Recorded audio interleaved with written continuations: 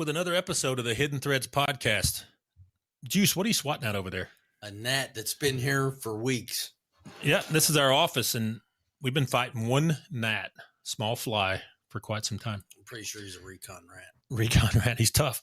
Yeah. All right. But we've had we got the weird Alabama days going on where it'll be 75 degrees one day and then 20 the next. Yeah, my allergies are loving this. So when it's 75, the gnats and bugs come back out, and then yeah, but the one is always around me. It's because you're sweet. There's that. Like syrup. Yes. Like pancake syrup. We got some interesting things we're going to talk about. We're going to talk about some cases that me and Guse have read up on, and we do actually read cases besides adultery, don't we? Yes, and comic books. You read comic books? Not anymore. Oh, okay. I used to read comic books when I was a kid. So did I. Now they're all digital. But the first we're going to talk about, though, very interesting one. I watched a documentary on it, and I said, hey, Juice, let's talk about this and see what you think. All right. And the first one is the Girl Scout murders. Very popular. There's a lawyer / author lady that's kept this thing going for years. She's done a good job. But this was murders that took place in the morning of June 13, 1977 at Camp Scott in Mays County, Oklahoma. Okay. This was a camp, like a summer camp.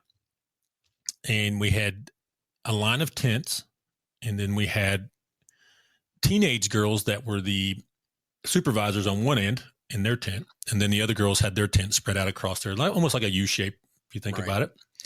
Then up on the hill was the house. That's where the adults lived. 2 adults that ran the camp, kind of. All right.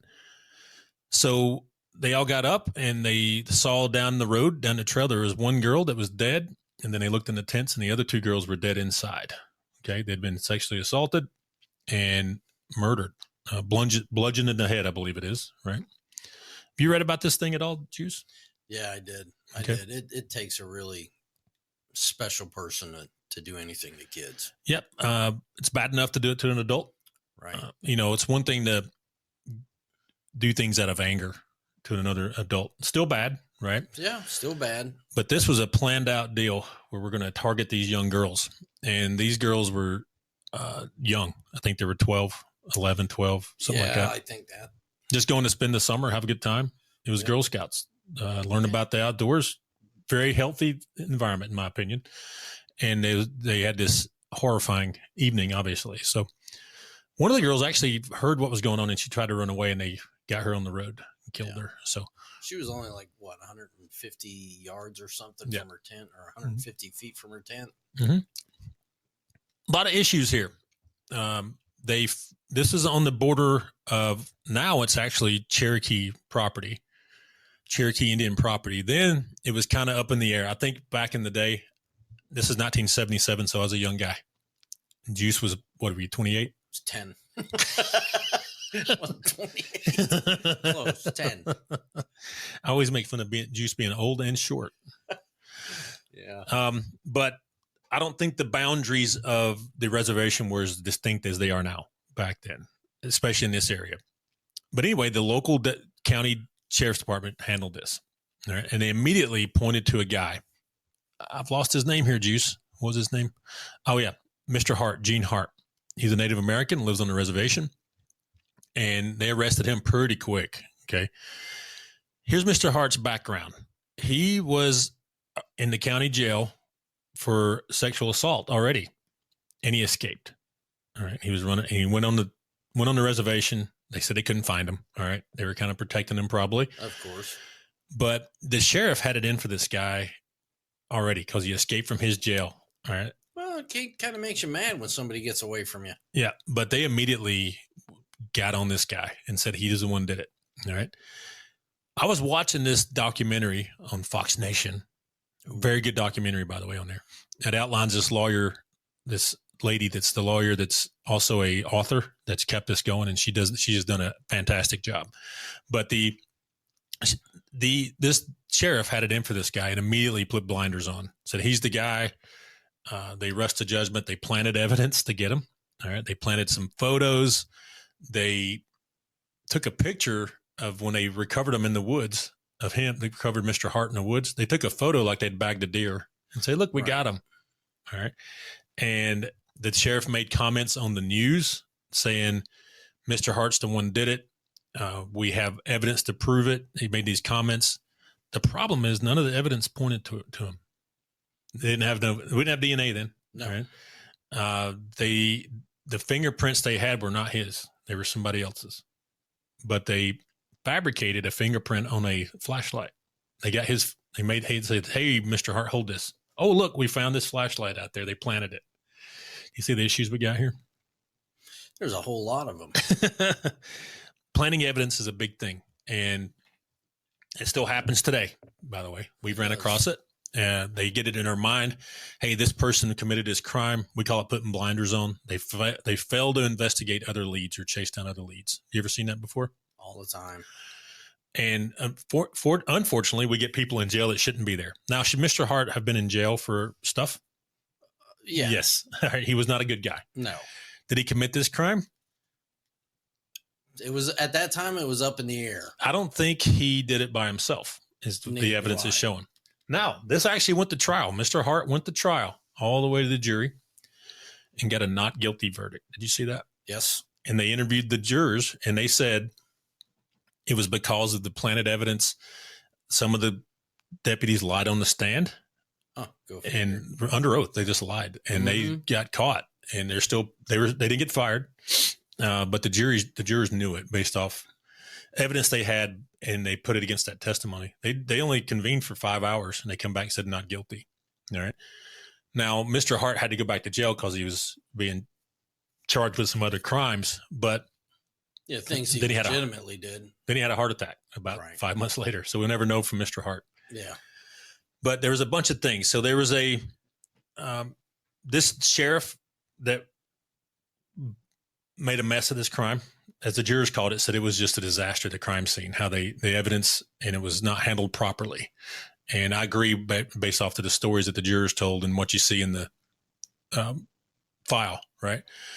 And there is a new guy that took over as sheriff. He was a cop in a large city, moved to the small town and ran for sheriff and won. And he seemed like a good guy. He died a few years ago in the old folks home, but he kind of kept this alive too. He was good. He knew these girls needed justice, but he saw Mr. Hart driving a car down the road that morning with 3 other guys in the car. All right. And his logic, his summation was that there's no way that Mr. Hart made it from that crime scene, went and picked up some guys. He think they were actually leaving the crime scene. Right. A lot of testimony saying that Hart and 3 other guys were out in the woods doing acid, just partying for days, like a 3 or 4 day trip kind of thing. All right. And you've seen drug addicts before, or people partying on hard drugs. It don't have to be acid. It could be meth, heroin, whatever. Any of the hard stuff, right? Yep. They start hallucinating, especially on acid. That's what it's for, right? They say demons are telling them, God's telling them to do stuff. Yeah. There was a note saying God told them to do it. So at the scene. It's still, I mean, there's all kind of things that go into it that'll make somebody do it. Mm-hmm. My issue with the whole thing is I think he did it. I think he had help, but bad police work and crooked, dishonest cops let him get away. Right. Muddied the waters, right? Exactly.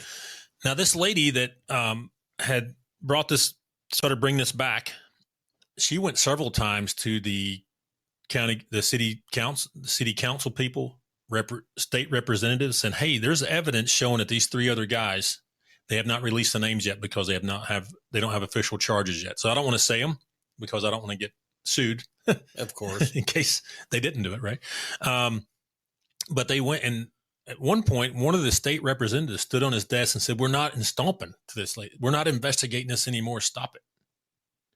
It leads me to believe that one of these 3 other guys may be connected at a high level somehow. He's probably not a representative, but he may be a relative of one of them. It's going to embarrass a politician, a leader in the community, something like that. What do you think?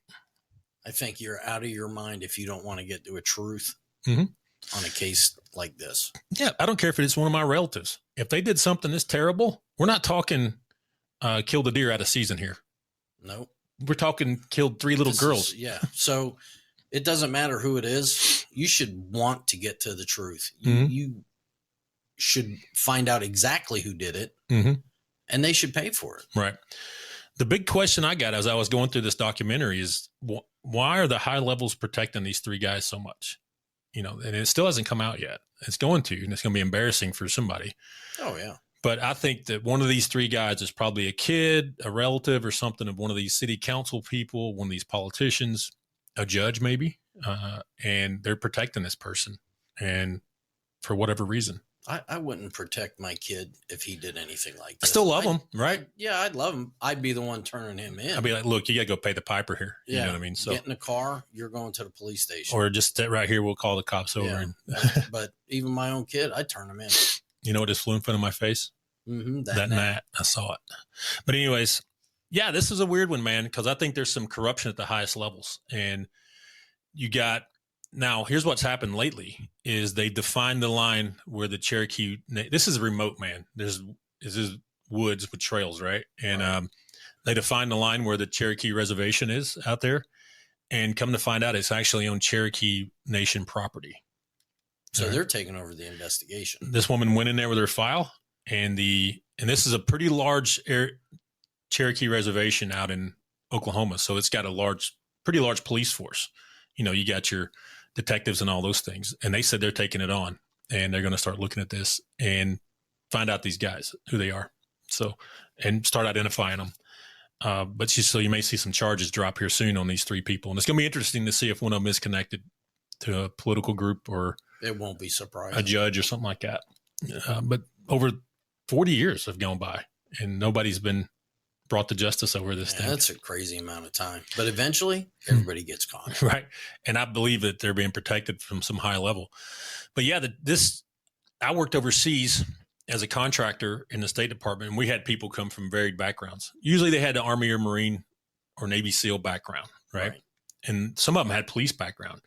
We had a guy, he was from the Cherokee. He was from the Creek Reservation. I think it was in Idaho, somewhere like that, somewhere out west. He was super squared away, man. He knew his police business. They go through federal training over at Glencoe, because if you commit a crime on a reservation, it's a federal crime. Oh, yeah. So, it's not state level stuff. Right. They'll let them handle their own local stuff like DUIs and fights and things. But if it's a felony, it's a federal crime, and they investigate it as such. So when you go to court, there's a federal jurisdiction. You'll get a federal judge. You go to federal lockup and all those things. But those police on those things, they're not federal agents, so to speak, but they go through federal training. Right. And they know how the federal courts work, and they're very good at what they do. Have you ever dealt with them before? One person. One? Yeah. Where? He was in South Dakota. Okay. And I talked to him. He was a detective up there. Mm-hmm. And man, he was jam up. Yeah, they're pretty good. And they like keeping their, the reservations have a lot of drug problems already, and they don't like it. They want it to change, and they're trying to do their best, but they're very good, and we'll see what happens, and maybe do a follow-up here in a few weeks or a few months, probably, and see if there's a solution to this one. Let's do an on-location follow-up. Go over to Oklahoma? Yeah. All right. Get the microphones out? Yeah. We might do it. Think they'll let us in? No. All right. They won't let Paleface on the reservation. No, they will. They let us on. I'm just kidding. Yeah, they probably won't let you and I on there, but they were talking in that documentary about the distrust of the local law enforcement around the reservation. I wonder why. It only takes one. I've worked with a bad cop before. It only takes one. I went way further back, back when we moved them off the land and moved them out to these reservations. Yeah. There's where the distrust starts. Yeah. Right. Yeah. We stole their land. Imagine that. Stole their land. Some people say we won it fair and square. Yeah. I don't know. I think it could have been handled differently how we took that land. I wasn't around back then. Mm-hmm. In spite of my advanced age. Right. I wasn't around then. I thought you were I don't think it was done right. I thought you were a lieutenant in Andrew Jackson's army. You weren't in the Army of the South? I was second lieutenant. Oh, second lieutenant. They let anybody be an officer then, right? So, pretty much. Okay. All right. So that's all we got on this one. We're going to take a break. We'll come back. We got another one to talk about. The Long Island serial killer. Ooh. What do you think about him? We're not talking about Long Island Lolita? That's a different case, but we could do that one too one day. But we'll be back in a second. Yep, safe online dating. It's a big deal. So maybe you met the person of your dreams on Tinder or one of the other platforms, and you're getting ready to meet up with them in person. Or maybe you've been in a long distance online relationship with them. You just want to know who they are. Well, we have a tool called TLOXP. It's only available to federal agents, police forces, and private investigators. Hey, that's me. And we can tell you about their bankruptcies, judgments, evictions, divorces, arrest record, important things you need to know before spending any more time with this person. All right, get to know who they are and confront them with it, or just break up with them, whatever your choice is. But you have to call us or fill out the information on the link below. You're going to hear from a real private investigator that's going to go over this data with you, go over the pricing options with you, and get the information you need to be safe online. Don't wait any longer. Click the link or give us a call to get started. The number is 866-910-7499. Again, 866-910-7499, or click the link. Hope to talk to you soon. All right, we're back with the second part today. And the next one we're talking about is the Gilgo Beach serial killings. Some people call it the Long Island serial killer, but we're not sure if it's the same guy doing these killings. We're going to talk about the Gilgo Beach in particular. A guy named, I had his name pulled up here, Rex Heuermann. Now he's in custody now. They haven't had a trial yet, so We're seeing it coming. What do you know about this one? All I know is he was slick. Yeah. He was slick. The way he did it, he covered himself for a while, but again, everybody gets caught. Yep. He went from 1990 to 2011. This guy, he's being convicted of 9 that they know of, but there's probably more. Yeah. He hasn't said anything, obviously, but it's Gilgo Beach is Long Island, I believe, right? Am I saying that right? Ocean Parkway, Long Island, Suffolk County, New York. I'm not from New York, Guse, are you? No, close. Not quite. So Guse is from the sticks of Pennsylvania. Yep. I'm from the sticks of Alabama. And now we both live in the sticks of Alabama. Yes. So we love it. Yes. But I've been to New York. I've been to Manhattan once. That was at I've been up there several times. That was at a Fleet Week back in like 90 something. Pretty good time. It was good. I liked it a lot, but was up there for about 4 days. You ever done Fleet Week? No. Yeah. I used to go up for the Broadway shows. Broadway? Yeah. Are you serious? Yeah. Would you go watch Cats? Yeah, actually I did. Is Cats any good? Yeah, actually it's good. Any of the shows on Broadway are good. It's a good production. You got that's the best actors and best musicians and everything, right? It's incredible. All right. I didn't know you were an art guy. I was a thespian in school. Were you an actor? No. When you went to school? I was a thespian. That's like French word for actor, right? Yeah, that's a drama club. So Guse was on a case the other day, and I sent him to an art gallery to follow a woman, and it was like an art show, and he said he fit in so great. Oh, yeah. I really fit in. What were they talking about in there? I saw the presentation on your photos. It was a collaboration of African-American Black artists in the area. Yeah. And they were celebrating the life of another Black artist that had given so much through the community through the years with different medias of art. Gotcha. All right. But you didn't fit in. I was one of 2 Caucasian people. But even if it was Caucasian people, you wouldn't fit in. No, I am so not artsy. You stunned me, though, with your Broadway play thing. So I did? Yeah. I listen to show tunes, too. Do you really? Yes. Okay.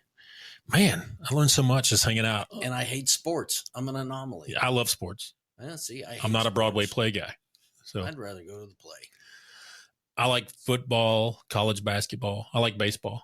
Yeah. Not a big NBA guy.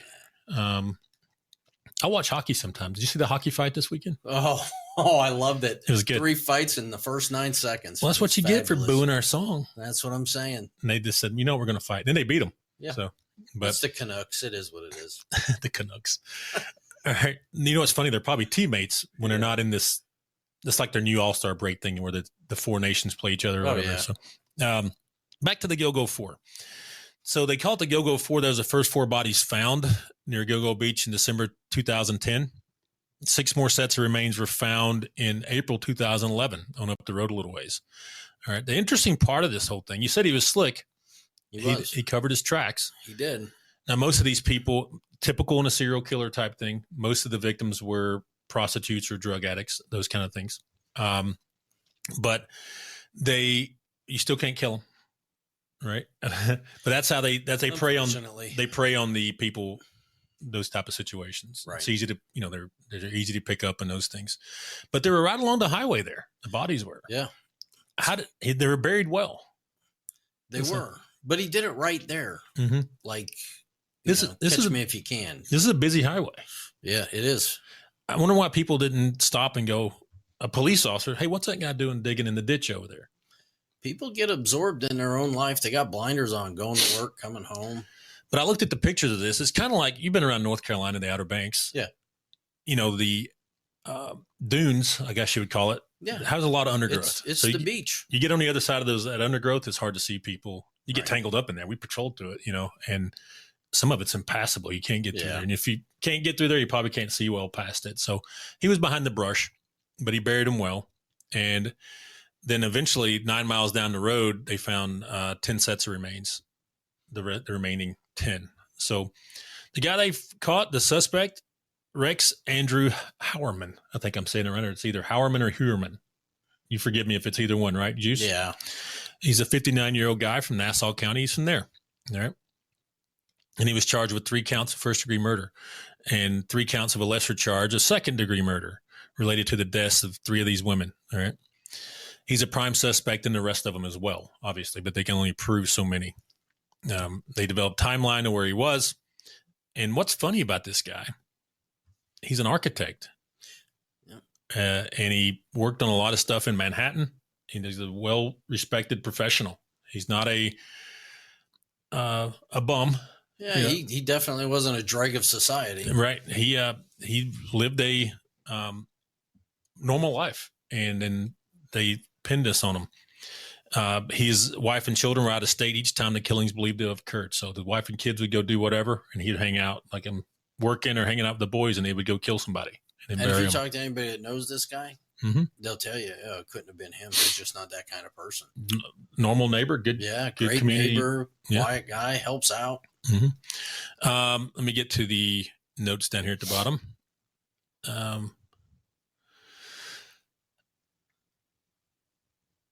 All right, we're down here at the part where they started catching this guy, putting it together.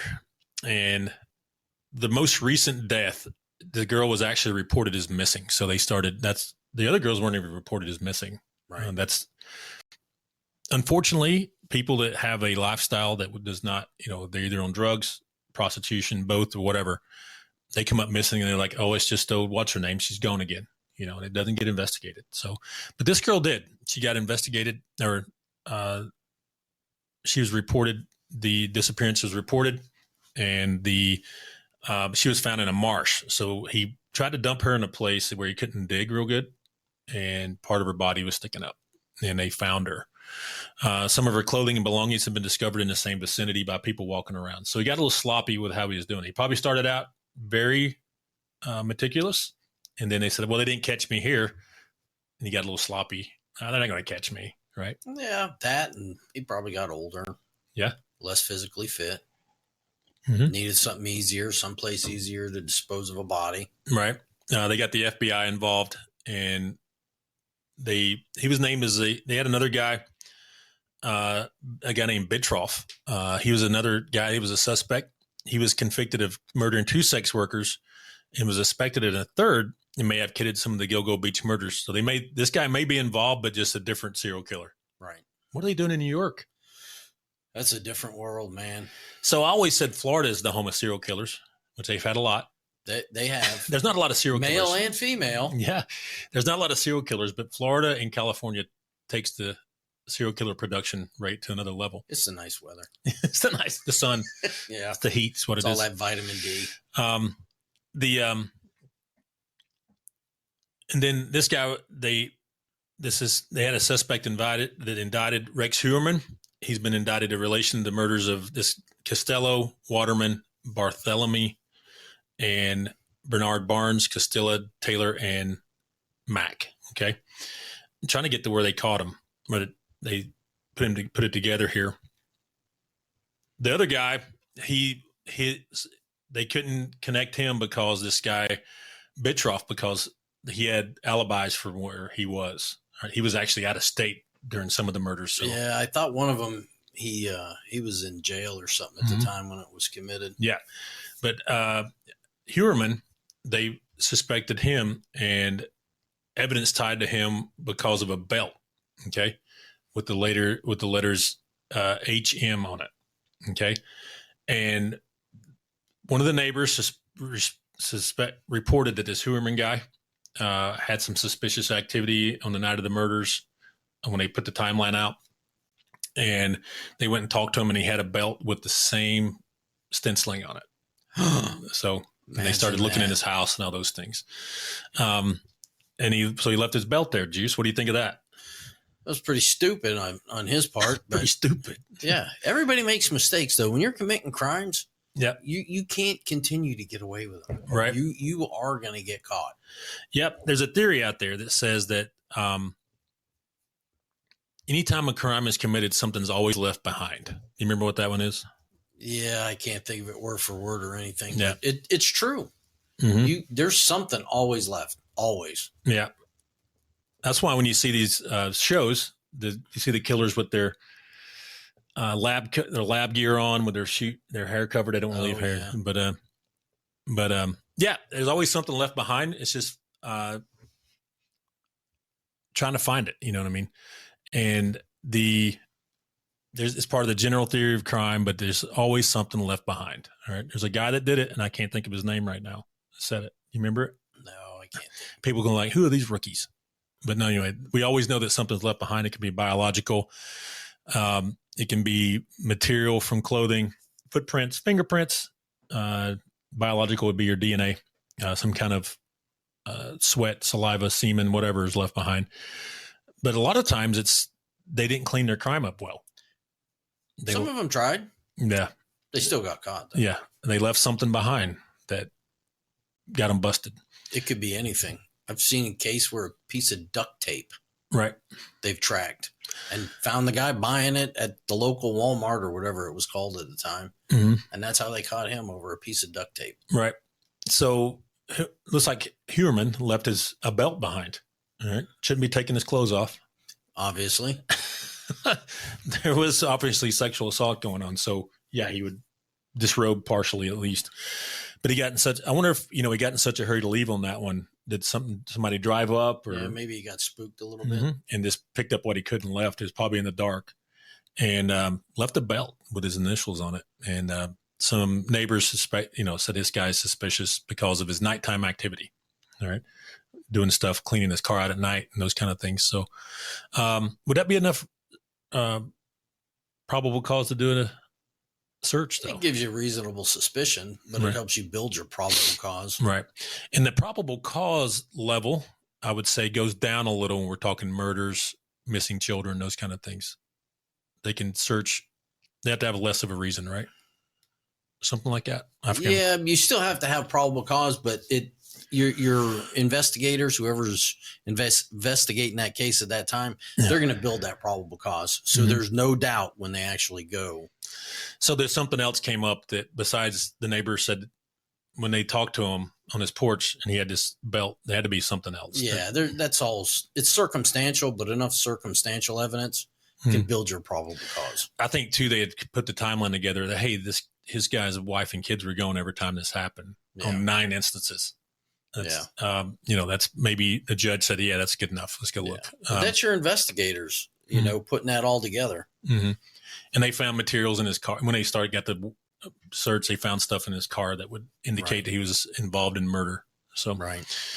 All right. We got a follow up to do on this one too. He'll be going to trial here in a few months, I believe. And they just had a hearing about DNA evidence they found some of his DNA on the bodies too. I don't want to say fresh, but some of the recent murders. So the old ones, DNA is going to degrade, but the newer ones, I think they found some DNA that they've matched to him as well. FBI calls it a clue. Mm-hmm. Right. But yeah, that's it for this episode.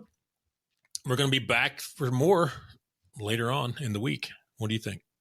I'll be here. You'll be here? I will be here. You get paid to be here, right, Guse?